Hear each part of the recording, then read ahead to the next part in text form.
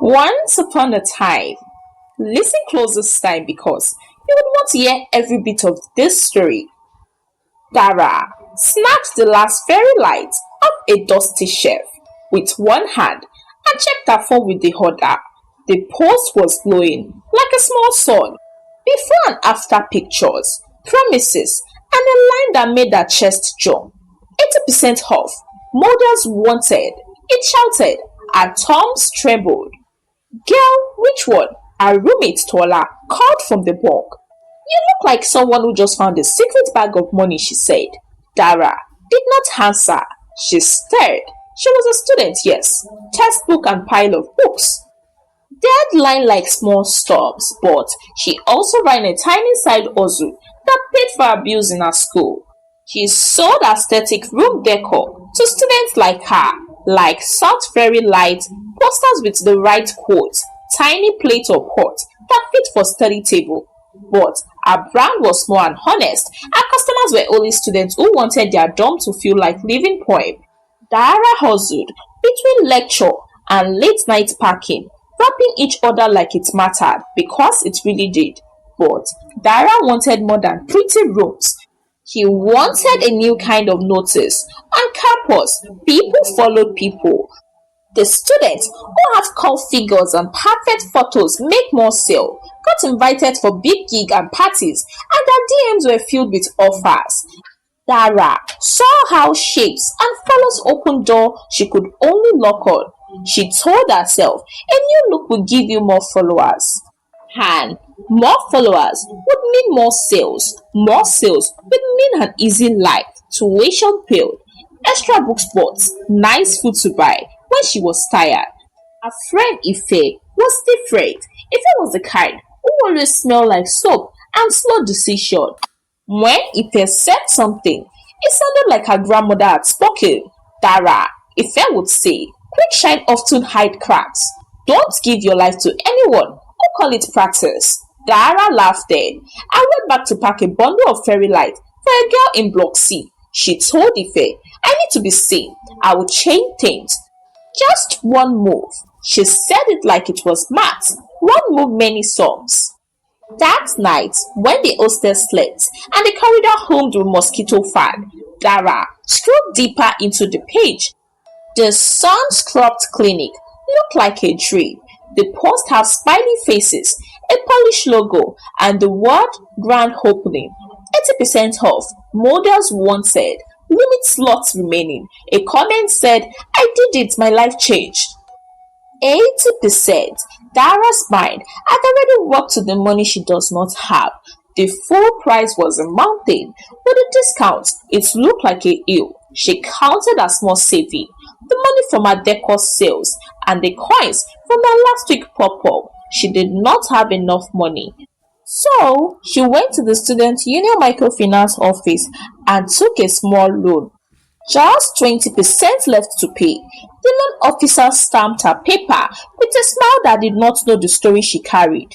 When Dara left the bank, her life felt possible.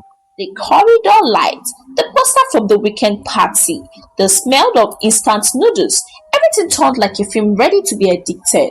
She imagined a new Instagram grid, more followers, sponsored posts, a label that feed influencer. Students buying her decor because they saw her and wanted to be like her. She told Ife, just watch me sell out my lights after this, watch me change. Ife shook her head and held her hand together like a prayer. Be careful, she said. The clinic sat on a small street with a new paint and a sign that seemed to smile. Inside, early hands were bright and clean. The receptionist wore a name tag and a ready smile. The doctor had a certificate framed on the wall, not read from the corner, where old doctors and their ears but knew the ink still script. He talked sweet.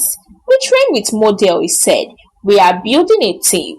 You will help us and get the price cheaper. They called it model. The word sounded soft and safe. They called it learning. The truth was tinier. Dara laid on the tea table the day of the operation and tried to breathe like students did in exams. Loud, steady, and confident, she closed her eyes and thought of her shop, her little logo, her business. She thought of Ife's face at the door when she left for the clinic, worried. Lights hoped. Toes clicked at first. Everything was normal. The nurse smiling, the surgeon speaking calmly. But small things started to speak louder than they should. The certificate on the wall hung crooked. Then it was unfamiliar face watching from the corner. A new machine made the sound that hummed wrong. The surgeon's hands trembled just a little when he checked the map of issue. He talked like a man that had read books. It does not sound like a man that is well professional. But Dara wanted to trust him. She wanted the picture. She wanted the door open. The operation began. The room was very bright. Different tools wrapped around her body like a thick shawl. Dara slipped away and dreamt of the red light and the bank account that did not worry. Then the dream missed a step. She woke up with a sharpness that cut through sleep. Pain burned, and the room was no quiet place of nurses and soft music. People were moving quick, voices small and urgent. The surgeon bent over her with a eyes that could not hide what had happened. We have a complication, he said. We are doing everything. Complication. It is a word that falls like a stone in a calm pond and make every small thing in the water tremble. News moved fast back to the campus. Whisper and WhatsApp rang through the hall. Someone said they had used her as practice. Someone else said practice make perfect. They did not have the steady heads. The Sunrise Clinic shut its painted door in less than a week. The doctor packed his neat certification and left with his head low. Dara's life after the operation was heavy and slow. She had stitches and soft places that did not feel like before. Her Instagram did not fill with followers overnight. It filled with pity and questions. Some of her customers stopped buying from her. Others came to see her and left quickly. People asked, "Why did you do it?" And the question sat like thunder. In time, Dara did not let shame swallow her. She continued her business. She started selling her very light aesthetic decors. Words spread differently now. People came not just for pretty lights, but to hear the story of the woman who had walked through the dark door and come back safe. Students who want quick shine, like Dara once did, changed their mind quickly. In time, Dara changed, but she became shapeless. The surgery she wanted to do had went wrong. Now she wears longer gowns that covers her body shape. Dara walked slowly, focused on the steady money from decorating room. It was not the kind of fast money that changes profiles overnight. It was steady. It paid fits in small meaningful pieces. And slowly, very slowly, Dara's brand began to grow into something that mattered. Not because her hips were larger, but because her name meant something honest. Dara wanted to be seen. She paid a price, but she used that price to buy something else. Not a new body, but a new power. The power to stop others from hurrying into danger.